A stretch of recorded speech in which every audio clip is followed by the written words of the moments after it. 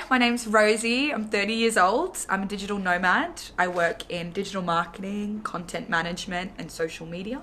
I have been a pure digital nomad for the last 4 years, and I love every single bit of it. Digital marketing is an umbrella term for marketing and advertising that's online. There's also digital marketing in the form of posters and stuff that you can see around, but in my case, it's online. There's all these different tiers to it. At the moment, I am doing social media marketing. That is my specialty. Social media marketing, content management. There's also things like copywriting, there's SEO optimization, there's website building, there's e-commerce. There's literally hundreds and hundreds of options that you can go into in digital marketing. The best bit about it is that most people are self-taught and most people do work across a very big range of topics. I started looking into building my own business when I was about 18. And then, self-doubt creeped in. I thought I wasn't going to be good enough. So I went into the corporate ladder. And let's just say I did about 8 years of that and realized that there was no end in sight. So if I didn't start doing this business again, then, I was going to do the same thing over and over and over again. So that was my main motivation. I'm a lot happier, but it's a lot more scary.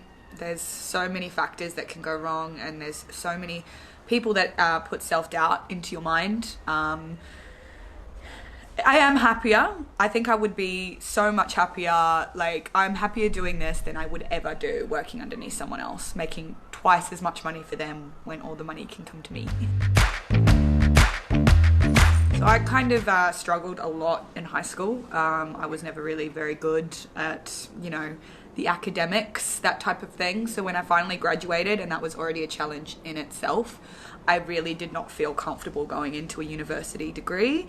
I understand that it's somewhat different, college, university to high school, but at that point, it just wasn't my motivation. So I went straight into working full time, and I've just managed to build the business as to what it is now. I do my own training, my own course training.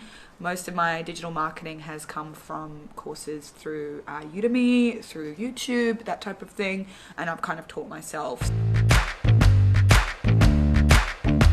I originally left Australia to pursue this digital nomad lifestyle, I had no backup plan, and I had no support and no family over in England to help me if things go wrong. So yeah, at that point it was very scary. There was a lot of long nights, there was a lot of crying, there was a lot of just anxiety creeping up in every minute of the day.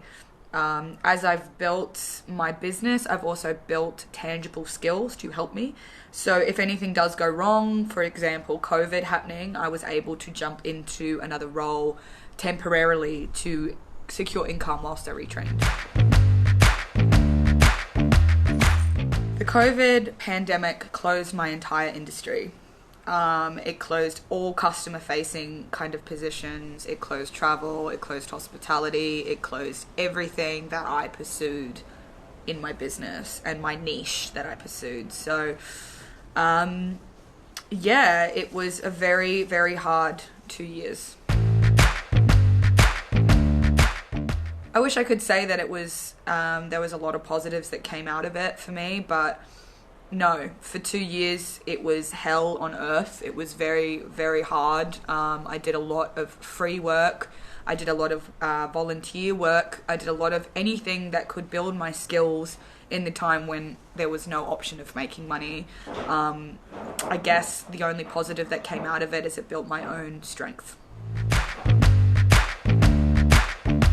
So part of my digital marketing means that I can work from home or I can work anywhere in the world. And one of the things that I've liked to do, because one of my passions is animals, is I've started house sitting.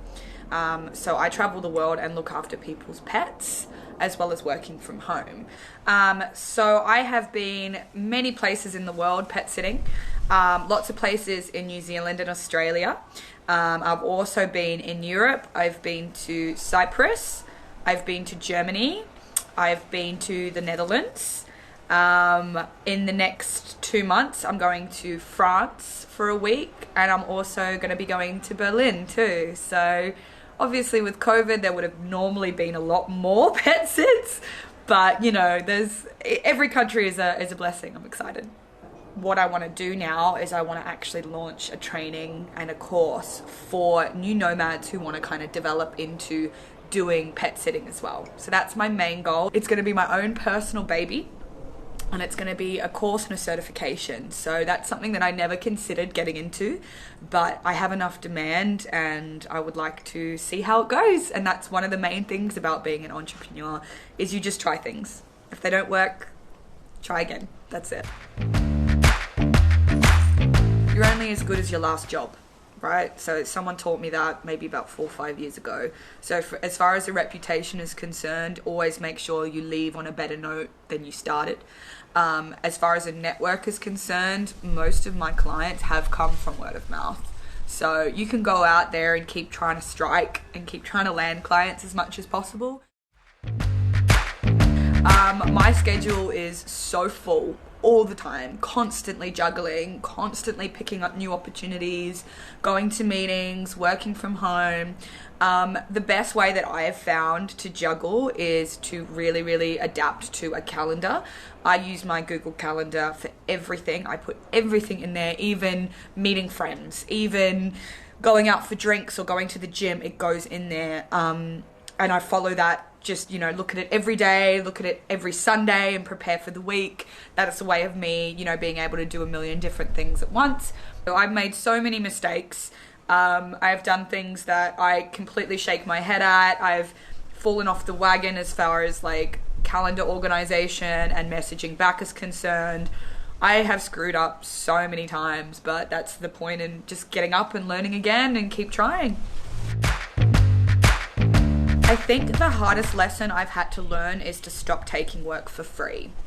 At the beginning, even in the last 4 years with COVID as well, I have taken on clients that potentially may not have a budget or have too little of a budget for me to actually work for them. And the reality is that I have special skills that I can offer these businesses, and I can't afford to work for free.